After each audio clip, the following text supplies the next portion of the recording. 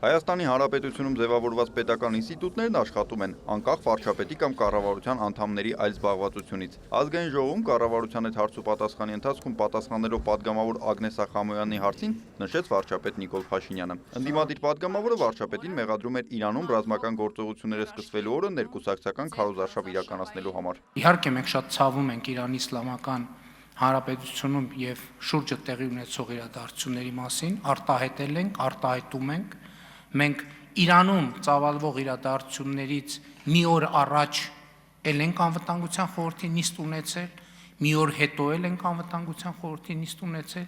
նախորդ այդ նույն շաբաթը պաշտպանության նախարարը այցով եղել է Իրանի Իսլամական Հանրապետությունում, արտաքին հետախուզական ծառայությունն է ձեր ասած զեկույցը, անվտանգության խորհրդի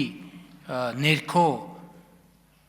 բավական երկար ժամանակ գործում է միջգերատեսչական աշխատանքային խումբ, այդ աշխատանքային խումբը երեք չի ստեղծվել, նախորդ օրը չի ստեղծվել, Իրանում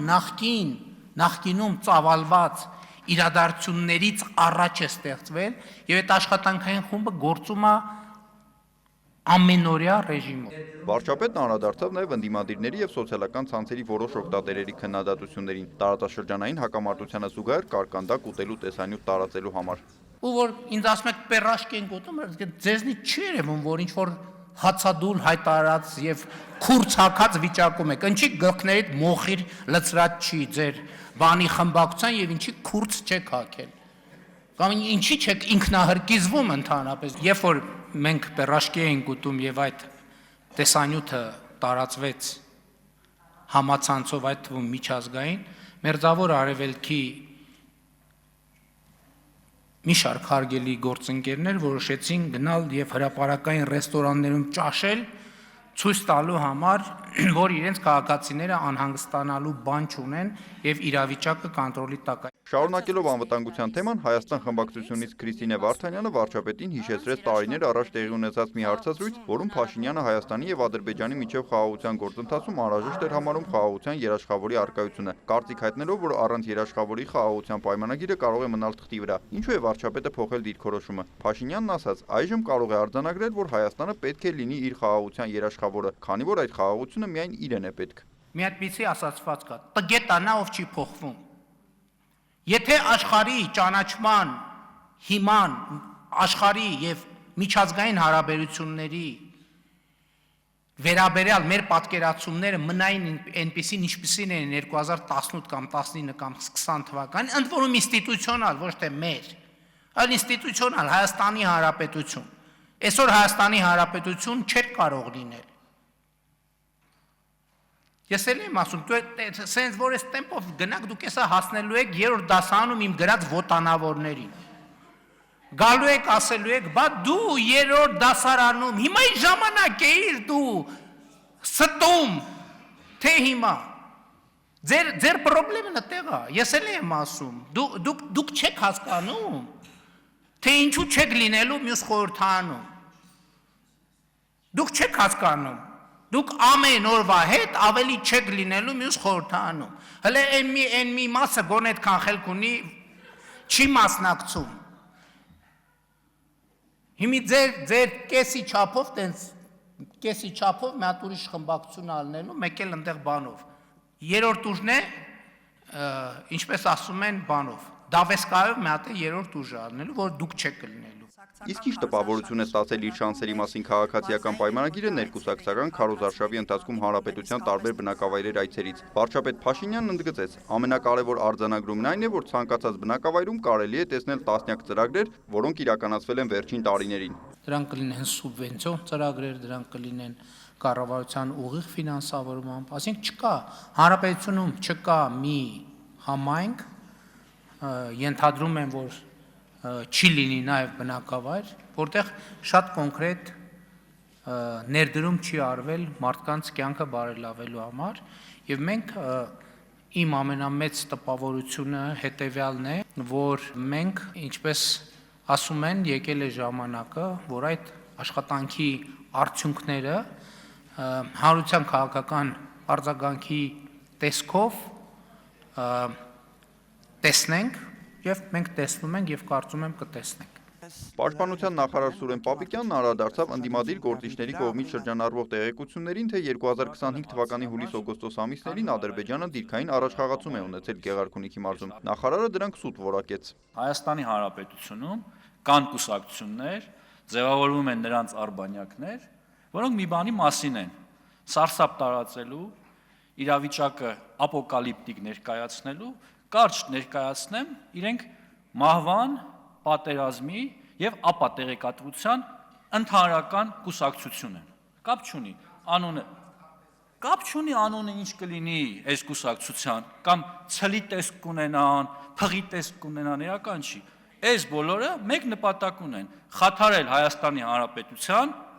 խաղաղության հասնելու ճանապարհը։ 2025 թվականի հունվարի 1-ից մինչև դեկտեմբերի 31-ն ընկած ժամանակահատվածում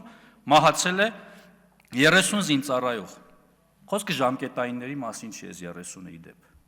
Այլևս ժամկետայինների մասին չի։ Մարդկանց մասին է,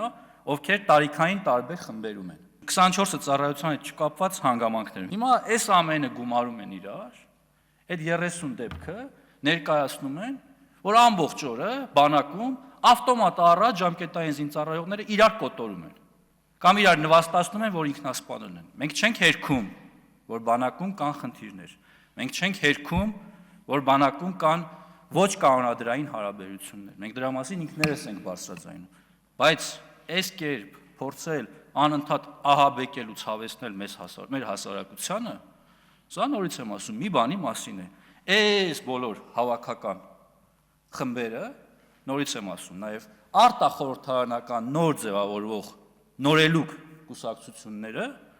նրանք բոլորը մահվան եւ պատերազմի կուսակցության ներկայացուցիչներ են։ Պատգամավորները Հայաստանի վարչապետ Նիկոլ Փաշինյանից հետաքրքրվեցին նաև Վրաստան կատարած երկօրյա այցի ընթացքում տեղի ունեցած քննարկումներից։ Վարչապետը հայտնեց, Վրաստանի գործընկերներին մանրամասն տեղեկություններ են փոխանցվել թրիփ նախագծի իրագործման Հայաստան-Թուրքիա, Հայաստան-Ադրբեջան հարաբերությունների մասին։ Այս համատեքստում Նիկոլ Փաշինյանն առանձնացրեց տարածաշրջանում առևտրային նոր ուղիների ստեղծման թեման։ Խոսքը վերաբերվում է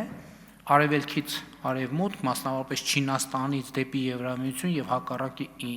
ուղղությամբ տրիլիոնների ապրանքի վերաբերյալ։ Եթե մենք տարածաշրջանում 20 հատ երկաթուղի զուգահեռ բացենք 20 հատ էլ ճանապարհ, մեկը չի հերիքի սպասարկելու այդ ամբողջ բեռնափոխադրումը։ Եվ հետեւաբար ես կարծում եմ, որ հիմա շատ լավ պահ է, որ Հայաստանը, Վրաստանը, Ադրբեջանը այս հնարավորությունը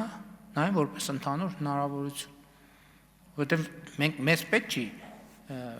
մենք մտածել, որ վայ, այս մի բեռնատարը բա որ ուրիշ երկրով անցնի, մենք $50 կկորցնենք։ Մեզ պետք է ասել, որ եթե հազարավոր, տասնյակ հազարավոր տոննաների, միլիոնավոր տոննաների բեռները, որոնք հիմա ճանապարհ են փնտրում, թե որտեղով կարող են գնալ, եթե մենք Հայաստան, Ադրբեջան, Վրաստան կարողանանք մեր տարածաշրջանը դարձնել գրավիչ, արագ, ապահով անցում, բոլորից եկամուտները տասնյակ անգամներ կավելանա, եւ վստահ կարող եմ ասել, որ վրաց մեր գործընկերները այս նույն ընկալումը ունեն։ Հայաստան խմբակցությունից Գառնիկ Դանիելյանը հետաքրքրվեց, արդյոք Վրաստանում քննարկվել է հարցը, որ վրացի մաքսավորները հայկական բեռնատարներին օրերով ու ամիսներով պահում են անցակետում եւ միայն կաշառքի դիմաց են բաց թողնում։ Վարչապետ Փաշինյանը պատգամավորի հարցը սադրանք որակեց։ Ոչ մի անակնկալ չկա, որ դուք ոչ թե հարց եք տալիս, այլ սադրանքով եք զբաղված։ Եթե դուք ունեք կոնկրետ տեղեկատվություն, ես ուզում եմ իմանալ, թե երբ եւ որ իրավապահ մարմնին եք դիմել։ Այսինքն ձեր սադրանքներով ես կարծում եմ, որ դուք ուզում եք խնդիրներ ստեղծեք, որ հետո գաք ել այդ խնդիրների մասին խոսեք, հետո նոր սադրանքներ անեք, հետո ավելի բարձր խոսեք այդ սադրանքների մասին, դուք ասեք ինչ մենք կարող ենք փոխանցել մեր,